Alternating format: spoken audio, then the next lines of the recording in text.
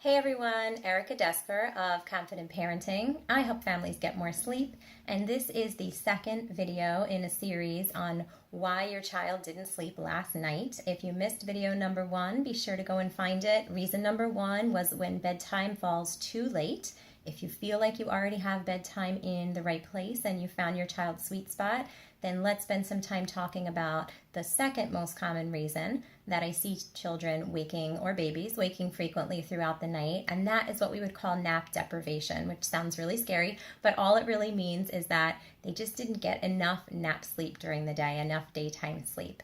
A lot of parents come to me for having fallen prey to the misconception that if their child isn't sleeping well at night, they should kind of hold back on their naps, stretch them to stay awake longer, and then they'll crash at night and they'll sleep really soundly. And many people will tell you this. Maybe you've received this advice from, I don't know, your mother-in-law or somebody with really good intentions. But I am here to tell you that that really is not true. In fact, it can often work in the opposite way. You want to think of your baby and your child as having a sleep tank, very much like a car has a gas tank. Does your car run better when it's running on fumes, when it's running on empty, or does it perform better when it has a full tank of gas? And it's a similar concept that we want to apply to our little ones. Contrary to popular belief, holding back on daytime sleep and having your child enter the night really tired is more than likely not going to bring you a really sound night of sleep. It's actually going to cause the opposite. And the reason for that, and I touched on this in the first video, is that if your child hasn't napped well during the day, or especially if they haven't napped at all during the day and they've spent very long periods awake, they're going to head into the night on this empty tank, as I mentioned, and the body, in response to that feeling of being a little too tired or very tired, is going to kind of shift into overdrive. And the body says, we got to do something about this. I feel too tired. And it starts pumping out a bunch of hormone that's designed to kind of do exactly that, to help your child keep going, essentially giving them a second wind. Now, if you have, if you're a runner, if you're a cyclist, if you swim, if you do anything athletic, you're probably familiar with this second wind concept. You kind of hit a wall during your workout and you say, what was I thinking? I can't go any further. I can't do this anymore. But if you can push through that, you get this amazing second wind and you finish with flying colors and you feel like $1,000,000. So in athletics, the second wind is really helpful.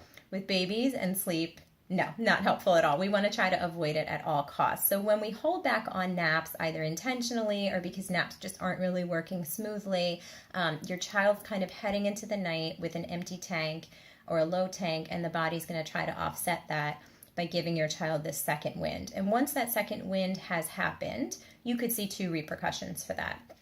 You're going to see one or you're going to see both, depending on the scenario. The first repercussion is that your child might have a hard time getting to sleep initially at bedtime. So if you've had an instance where you can visibly see that they're very tired and you know that they're ready for bed, and then they kind of fight it for a really long time, either happily or sometimes not so happily, you had probably run into the second wind, and now you'll kind of know what's going on there.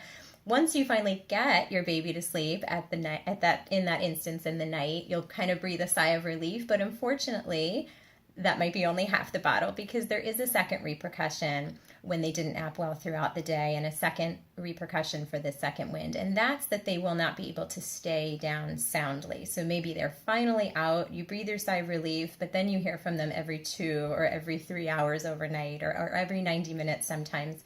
And those are the 2 sort of side effects that can come from not getting enough nap sleep during the day. So I would encourage you, if you have been told to hold back on naps for your little one, or if naps aren't going well, to really try to find a way to boost their daytime sleep, so that they can be heading into the night with a full tank, so to speak, and you can see if that has any impact on the overnight. As one word of caution, everything I've said up to this point applies really, really well for babies and for toddlers. The catch would be that as your child heads past the 8 into the 3s, I would say the early 3s and beyond, some of this can actually change. Those children are sometimes heading towards dropping the nap, and their overall sleep needs in a 24-hour period are starting to decrease. So sometimes with the older ones, I do see the opposite. Instead of naps complementing nighttime sleep, a solid nap starts to kind of pull away from the total that an older child needs in the overnight. And then we're running into bedtime struggles for the opposite reason. The 3 and 4 and 5-year-old is saying like, well, I had a 2.5 hour nap today and it ended at 4 o'clock, so I just don't feel sleepy until 10 o'clock at night. So definitely the advice that I would give would depend on what age your child is and how close they are to dropping that nap. But for most of you that are probably watching, you're definitely going to want to try to boost your little one's daytime sleep and have them heading into the night with a really full tank. If you can't get naps to go smoothly and you're not sure why, then you may want to keep an eye out for the next video in the series. We'll talk about another common reason that sleep is not going well. And if you can't sort sleep out on your own, then of course you can come and find me. I do work with families one-on-one. We'll create a customized sleep solution and get your family on a better track. So thanks for watching, and be sure to keep an eye out for my next video, and I'll be back soon.